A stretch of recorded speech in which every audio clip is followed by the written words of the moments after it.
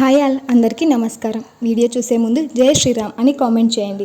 సీతానవమిని వ్రతం చేయడం వల్ల వైవాహిక జీవితంలో సంతోషం కలుగుతుందని పండితులు చెబుతున్నారు.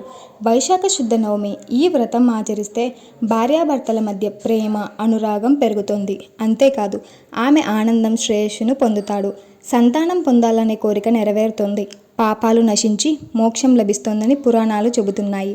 వివాహిత స్త్రీలందరికీ ఆ రోజున ఉపవాసం ఉంటే చాలా శుభప్రదమని చెబుతున్నారు. సంతోషకరమైన వైవాహిక జీవితాన్ని కోరుకుంటే, జీవితంలో శ్రేయస్సు సాధించాలనుకుంటే ఖచ్చితంగా సీతానవమి వ్రతాన్ని ఆచరించాలని ఒకానొక సమయంలో శివుడు పార్వతీదేవికి చెప్పాడని శివపురాణంలో ఋషి పుంగవులు పేర్కొన్నారని ఆధ్యాత్మికవేత్తలు చెబుతున్నారు. హిందూ మతంలో వైశాఖ మాసంలోని శుక్లపక్షం 9వ రోజున సీతానవమి ఉపవాస దీక్ష చేపడతారు. సీతాదేవి ఈ రోజున జన్మించింది. సీతానవమి రోజున సీతామాతను పూజించడం వల్ల జీవితంలోని దుఃఖాలన్నీ తొలగిపోయి జీవితంలో సుఖ సంతోషాలు లభిస్తాయని నమ్ముతారు. ఈ సంవత్సరం సీతానవమి మే 16 గురువారం. సీతానవమి రోజున సీతామాతని పూజించడం, ఈ రోజుకి సంబంధించిన వ్రత కథను చదవడం ద్వారా ప్రజలు పాపాల నుంచి విముక్తి పొందుతారని నమ్మకం. సీతానవమి పురాణ కథ. పురాణాల ప్రకారం మార్వార్ ప్రాంతంలో దేవదత్ అనే బ్రాహ్మణుడు నివసించాడు.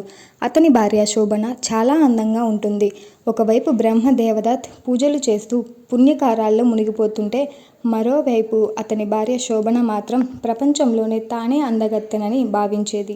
బ్రాహ్మణుని భార్య తన అందం గురించి గర్విస్తూ ఇతరులతో తరచుగా తప్పుగా ప్రవర్తించేది. ఇతరులను తనకంటే తక్కువగా, నీచంగా చూసేది. ఒకరోజు శోభన కంటే చాలా అందంగా ఉన్న కొంతమంది అమ్మాయిలు గ్రామానికి వచ్చారు. ఆమెకు అది ఇష్టం లేదు. కోపం, అసూయతో ఆమె గ్రామం మొత్తాన్ని తగలబెట్టింది.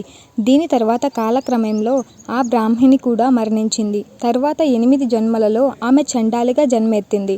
ఆమె జీవితంలో అనేక ఇబ్బందులను ఎదుర్కోవడం ప్రారంభించింది. ఆమె ఎప్పుడూ అవమానాన్ని పొందింది. అయితే ఈ జన్మలో ఆమె సీతాదేవికి గొప్ప భక్తురాలు. ఒకరోజు సీతామాత విగ్రహం ముందు చండాలి తన కష్టాలను చెప్పుకుంది. అప్పుడు చండాలికి సీతామాత అనుగ్రహం వల్ల తన పూర్వజన్మ గుర్తుకు వచ్చింది. చండాలి చాలా బాధపడి, పశ్చాత్తాపపడి వైశాఖ మాసం నవమి రోజున ఉపవాసం చేసి పూజ చేసింది.